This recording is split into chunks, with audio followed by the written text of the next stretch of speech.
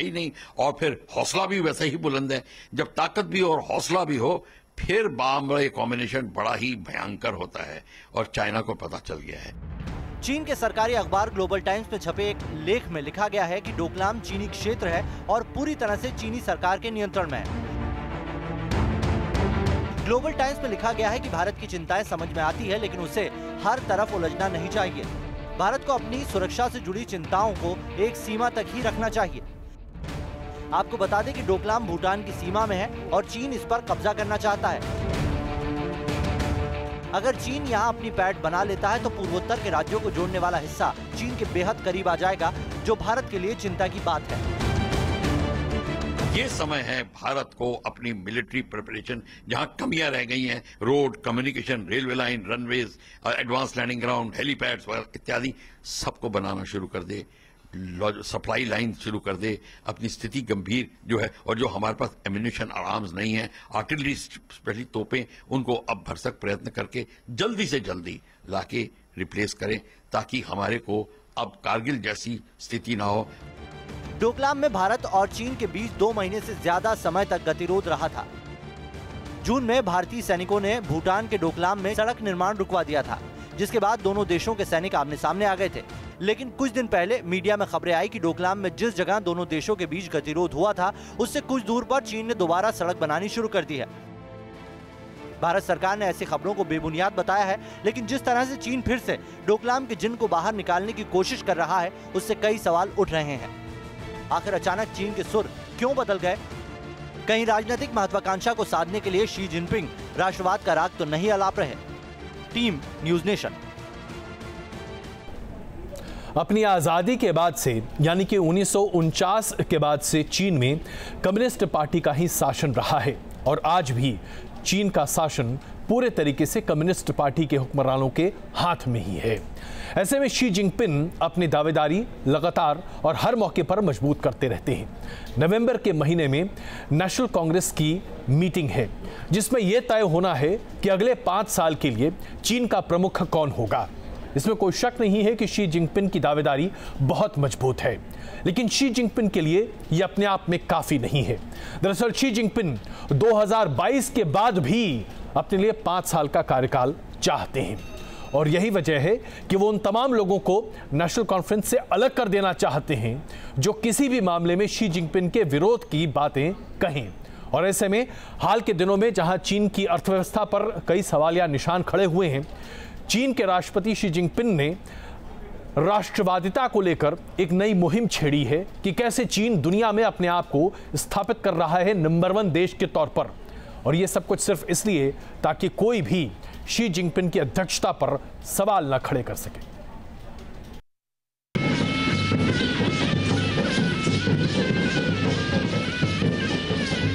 Xi Jinping और मोदी की इन तस्वीरों ने जो उम्मीदें जगाई, तो वो न जाने कब की खाक हो चुकी हैं।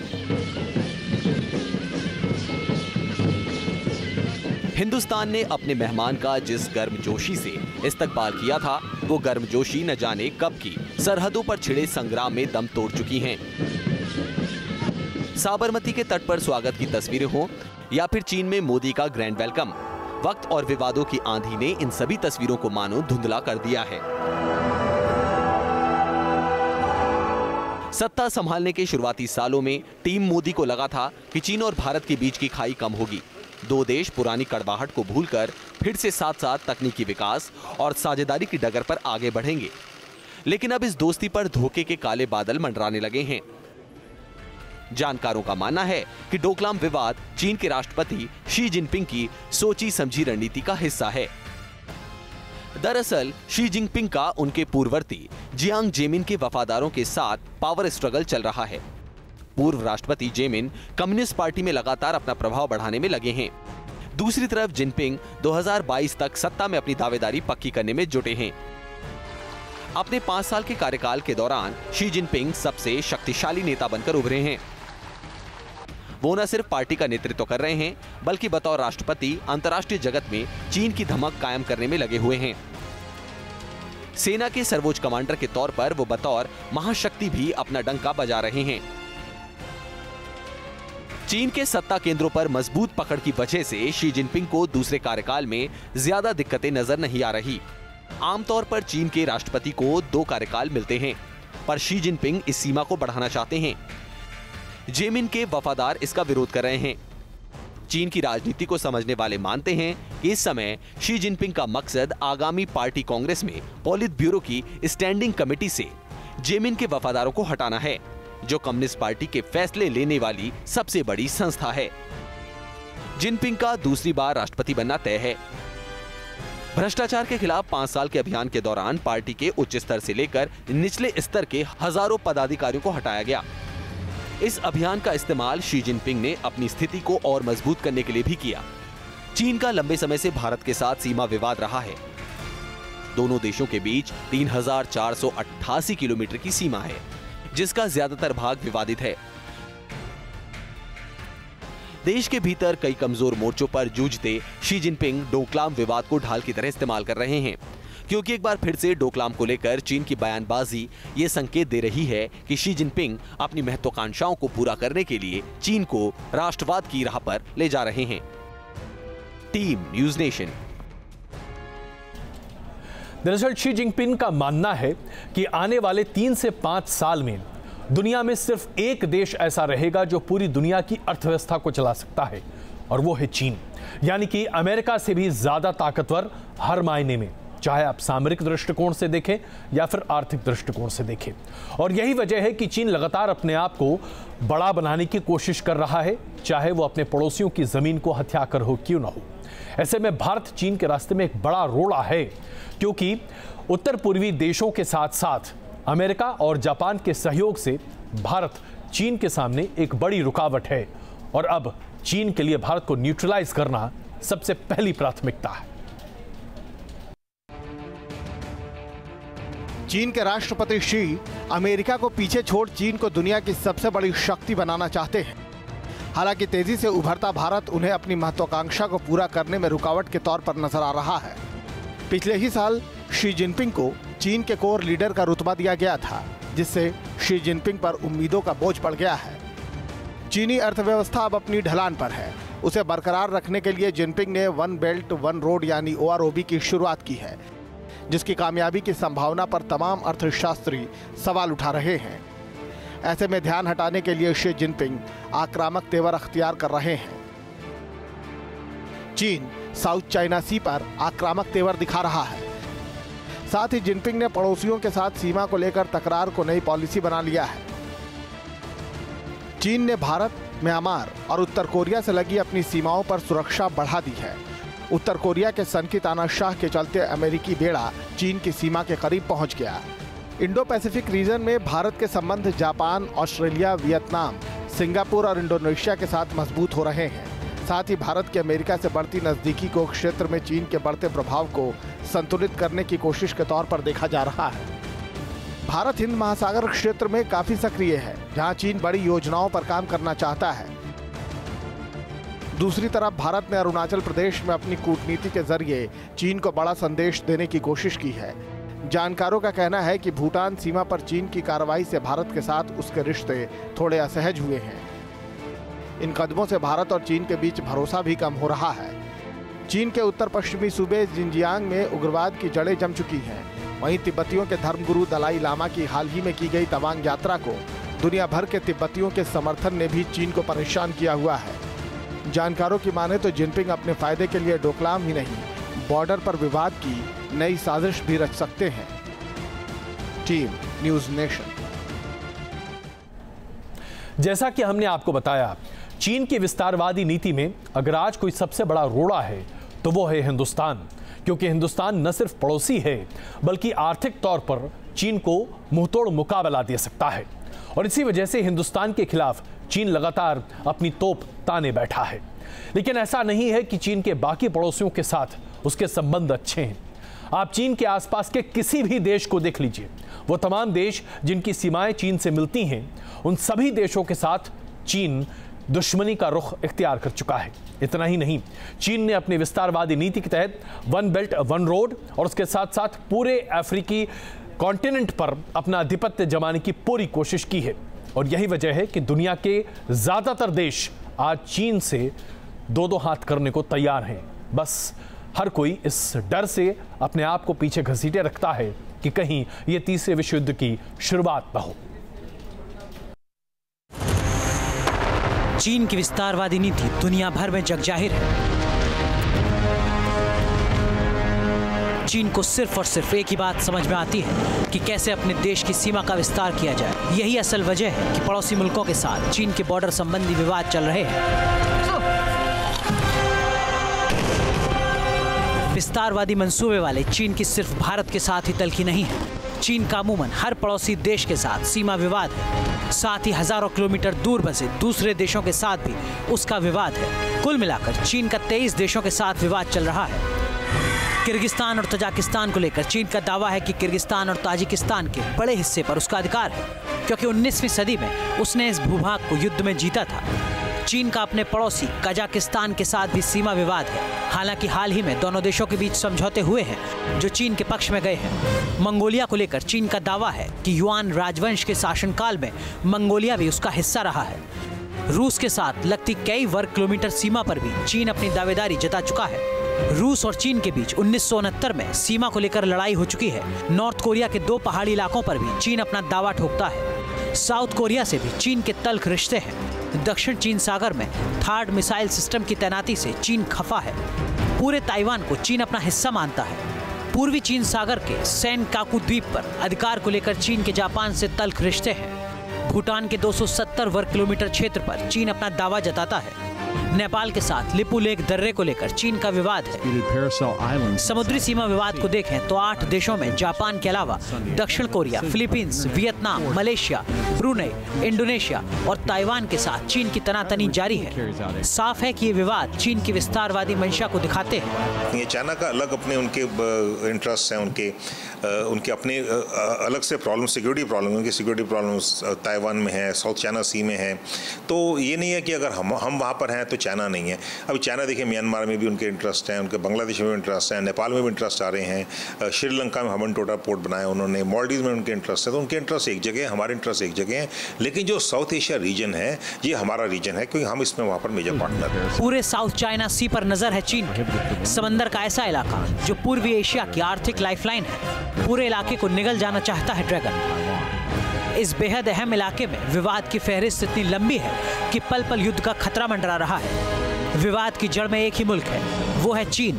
पूरे एशिया में विस्तारवाद की नीति पर काम कर रहा है चीन। जैसे जैसे चीन की ताकत बढ़ रही है, दक्षिण चीन सागर को लेकर उसकी नीति आक्रामक होती जा रही है। चीन की विस्तारवादी नीति के एजेंडे में सबसे ऊपर है दक्षिण चीन सागर। 35 लाख वर्ग मील जल क्षेत्र में बसा साउथ चाइना सी प्रशांत महासागर का हिस्सा है। इस समुद्री रास्ते से $5 ट्रिलियन का व्यापार होता है। चीन, दक्षिण कोरिया, जापान की ऊर्जा जरूरतें इस इलाके से होने वाले व्यापार से ही पूरी होती है। इस इलाके में तेल और गैस का भंडार होने की भी संभावना है। चीन पूरे इलाके पर कब्जा जमाना चाहता है, और वो भी मनमानी की इस हद तक क्योंकि चीन किसी अदालत, अंतर्राष्ट्रीय कानून को मानने में दिलचस्पी नहीं दिखाता। चीन के पड़ोसियों के साथ साथ अमेरिका भी दक्षिण चीन सागर को अंतर्राष्ट्रीय जल सीमा मानता है, लेकिन चीन पर लगाम लगाने में पूरी दुनिया नाकाम नजर आ रही है। Team news nation. चीन लगातार ये कोशिश कर रहा है कि अपनी विस्तारवादी नीति के तहत उन सभी देशों की जमीनों को वो खुद हड़प ले जिनसे उनकी सीमाएं मिलती हैं। ऐसे में चीन की नजर आमतौर पर दक्षिण एशिया पर पैनी रहती है, और वो इसलिए क्योंकि चीन जानता है कि उसके पास एक सहयोगी है और वो है पाकिस्तान। और भारत की नकेल कसने के लिए चीन न सिर्फ पाकिस्तान का इस्तेमाल करता है बल्कि उन देशों का भी इस्तेमाल करना चाहता है जो भारत के पड़ोसी हैं, मसलन नेपाल, म्यांमार, भूटान, श्रीलंका।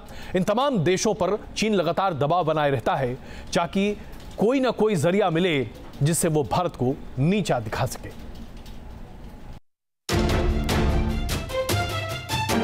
डोकलाम में भूटान हिंदुस्तान के साथ मजबूती से खड़ा है। चीन ने लाख कोशिशें की, लेकिन भूटान ने भारत का ही साथ दिया।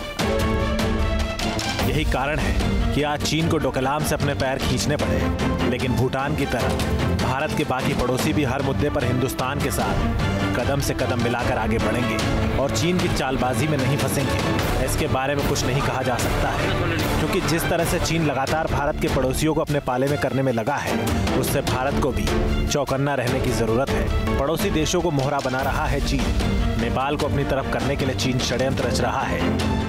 कुछ दिनों पहले चीनी राजनयिकों ने नेपाली अधिकारियों के सामने अपना पक्ष रखा। मिली जानकारी के मुताबिक डोकलाम मुद्दे पर चीनी डिप्टी चीफ ऑफ मिशन ने अपने नेपाली समकक्ष से बातचीत की। चीन और नेपाल के अधिकारियों के बीच काठमांडू और बीजिंग में बैठकें हुई हैं। इतना ही नहीं, नेपाल में चीन निवेश तेजी से बढ़ा रहा है ताकि आर्थिक मदद के जरिए नेपाल को अपने पाले में किया जा सके। इसलिए चिंता की बात है कि नेपाल भारत का सबसे भरोसेमंद साथी रहा है। अगर वो चीन की तरफ झुक गया तो हमारे लिए खतरे की घंटी होगी। श्रीलंका पर भी चीन अपना दबदबा बना रहा है। हालांकि श्रीलंका ने भारत की चिंताओं को कुछ हद तक दूर करने का काम किया है। हाल ही में श्रीलंका ने पोर्ट डील पर संशोधित समझौता पास किया है। श्रीलंका चीन की कंपनी की मदद से हम्बनटोटा पोर्ट को विकसित करना चाहता है। इसके तहत किए गए पहले समझौते का श्रीलंका में ही लोगों ने काफी विरोध किया था। इस पोर्ट के चीनी कंपनी के हाथों में जाने की बात सामने आई थी, लेकिन अब नई डील में श्रीलंका की सरकार ने बंदरगाह पर वाणिज्यिक परिचालन में चीन की भूमिका को सीमित करने की मांग की है। ऐसे में श्रीलंका के अलावा दूसरे देशों, खासकर भारत की तरफ से ऐसी चिंता जाहिर की गई थी कि चीन इसका इस्तेमाल नेवी बेस के तौर पर कर सकता है, लेकिन नए समझौते के तहत सैन्य उद्देश्यों के लिए इसका इस्तेमाल नहीं होगा। ये बात भारत के लिए थोड़ी राहत वाली हो सकती है। नेपाल और श्रीलंका ही नहीं, मालदीव को भी चीन अपने पाले में करने में लगा है। चीन के राष्ट्रपति शी जिनपिंग ने सितंबर 2014 में मालदीव की यात्रा कर भारत को क्षेत्रीय शक्ति संतुलन के बारे में संदेश देने की कोशिश की। शी जिनपिंग ने चीन और मालदीव के बीच मैरीटाइम सिल्क रोड बनाने का विचार रखा था। इस परियोजना को पूरा करने के लिए जमीन की जरूरत थी, लिहाजा मालदीव के संविधान में विदेशी नागरिकों को भी जमीन खरीदने की इजाजत दे दी गई। ये प्रावधान किया गया कि $1 अरब से अधिक निवेश करने वाला कोई भी विदेशी नागरिक इस परियोजना के तहत जमीन खरीद सकता है, लेकिन शर्त यह थी कि कम से कम 70% हिस्सा समंदर को सुखाकर हासिल करना होगा।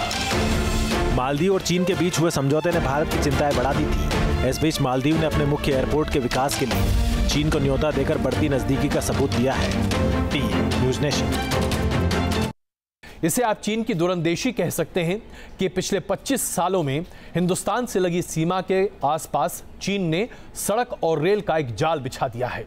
हिंदुस्तान को भी इस बात की समझ आई और लगभग 12 साल पहले हिंदुस्तान ने भी अपने आप को सामरिक स्तर पर मजबूत करना शुरू किया, लेकिन हम अभी भी बहुत पीछे हैं। पूर्वोत्तर राज्यों में ही बात करें या फिर जम्मू कश्मीर और उत्तराखंड की बात करें, हिंदुस्तान की कोशिश है कि कम से कम सड़क राजमार्ग बेहतर से बेहतर हो और रेल सुविधाएं भी पहुंचे। हालांकि हम अभी बहुत पीछे हैं, लेकिन इतने भी नहीं कि चीन का मुकाबला न कर सकें। हिंदुस्तान का पूर्वोत्तर, जितनी ही खूबसूरत यहाँ की वादियाँ, उतने ही संवेदनशील यहाँ के सरहदी इलाके, क्योंकि सिक्किम हो या फिर अरुणाचल, पूरब का पड़ोसी चीन हर वक्त शातिर चालों को अंजाम देने की कोशिश में लगा रहता है, चुनौतियों का सबब बन जाता है। ऐसे में ये समझना जरूरी है कि नॉर्थ ईस्ट के कायाकल्प के लिए हमारी तैयारी क्या है, या यूं कहें सामरिक नजरिए से सबसे अहम पूर्वोत्तर के इलाकों की कैसे बदल रही है तस्वीर। सबसे पहले आपको दिखाते हैं ये आंकड़े। दरअसल सिक्किम में 220 किलोमीटर की सीमा चीन से जुड़ी है, जबकि अरुणाचल में 1126 किलोमीटर का सरहदी इलाका चीन से जुड़ा है। प्रधानमंत्री मोदी ने यूपीए सरकार के लुक अप ईस्ट की पॉलिसी में बदलाव कर इसे एक्ट ईस्ट पॉलिसी का नाम दिया। साथ ही ये बता दिया कि नॉर्थ ईस्ट उनके एजेंडे में ऊपर है। तमाम मंत्रालयों को मिशन नॉर्थ ईस्ट पर लगा दिया गया। इन इलाकों में इंफ्रास्ट्रक्चर को और मजबूत किया जा रहा है। रेल से भी नॉर्थ ईस्ट को जोड़ने का प्लान है। असम के मिसामारी से अरुणाचल के तवांग तक 378 किलोमीटर लंबा ट्रैक बनाया जाएगा। अरुणाचल के पासीघाट से तेजू, जहां 227 किलोमीटर तक ट्रैक, वहीं असम के नॉर्थ लखीमपुर से सीला पत्थर तक 249 किलोमीटर लंबी रेल लाइन बिछाई जाएगी। बॉर्डर पर 4 अहम रेलवे लाइंस की योजना को अमली जामा पहनाने की तैयारी चल रही है। इन चारों लाइनों पर सर्वे के लिए सरकार ने 345 करोड़ रुपए का आवंटन किया है, जिनमें से रक्षा मंत्रालय की तरफ से 87 करोड़ रुपए 2016-17 के लिए जारी किए जा चुके हैं। जिन 4 स्ट्रेटेजिक रेलवे लाइंस की तैयारी चल रही है, उनमें से एक वेस्टर्न फ्रंट पर बल्कि 3 ईस्टर्न फ्रंट पर है। ट्रेनों के जरिए नॉर्थ ईस्ट में पहुंच आसान हो सकेगी, बल्कि चीन को भी बड़ा जवाब मिलेगा जो काठमांडू तक अपनी पहुंच बना चुका है। वहीं नॉर्थ ईस्ट के पहाड़ों पर एक और चुनौती है, वो सड़क की है। इसके लिए भी मोदी सरकार एक्शन मोड में है। पूर्वोत्तर के राज्यों में 1000 किलोमीटर हाईवे बनाने का लक्ष्य रखा गया है। 10,000 करोड़ से ज्यादा की लागत से 1000 किलोमीटर तक हाईवे बनाया जा रहा है। हाईवे से जुड़े 34 प्रोजेक्ट्स नॉर्थ ईस्ट में शुरू किए गए हैं। साफ है कि नॉर्थ ईस्ट में हिमाकत करने वाले चीन के लिए सख्त जवाब है। Team news nation. रेल और सड़क के इस जाल से जहां चीन हिंदुस्तान को घेरना चाहता है, वहीं चीन ने एक ऐसी चाल चली जो आज भी हिंदुस्तान के लिए गले की हड्डी है, और वो है वन बेल्ट वन रोड, जिसमें पाकिस्तान की सक्रिय भूमिका ही नहीं बल्कि पाकिस्तान की जमीन का बड़ा इस्तेमाल है, और उस जमीन का भी इस्तेमाल है जो पाकिस्तान ने हिंदुस्तान से छीनी है, यानी कि पाकिस्तान अधिकृत कश्मीर। और इसके साथ साथ चीन दुनिया के तमाम देशों तक सड़क, जल और रेल नेटवर्क के जरिए पहुंचना चाहता है, क्योंकि वो अपने लिए न सिर्फ कच्चे माल का इंतजाम करना चाहता है बल्कि अपने द्वारा बनाए तमाम सामान के लिए बाजार भी खोजना चाहता है। और यही वजह है कि आज हिंदुस्तान को भी कुछ इसी नीति पर आगे बढ़ना पड़ रहा है। चीन पाकिस्तान में पीओके से होते हुए ग्वादर तक सीपीईसी को पूरा करने में जुटा हुआ है। ग्वादर से समंदर के रास्ते चीन सीधे उत्तरी अफ्रीका और मध्य पूर्व एशिया तक अपनी व्यापारिक पहुंच बढ़ाना चाहता है। इसी के एक्सटेंशन यानी कि वन बेल्ट वन रोड के जरिए चीन मध्य एशिया या यूं कहें कि पूर्व सोवियत गणराज्यों तक पहुंच बनाना चाहता है। इसके जवाब में भारत तैयार कर रहा है इंटरनेशनल नॉर्थ साउथ कॉरिडोर, जो ईरान और अफगानिस्तान से गुजरेगा।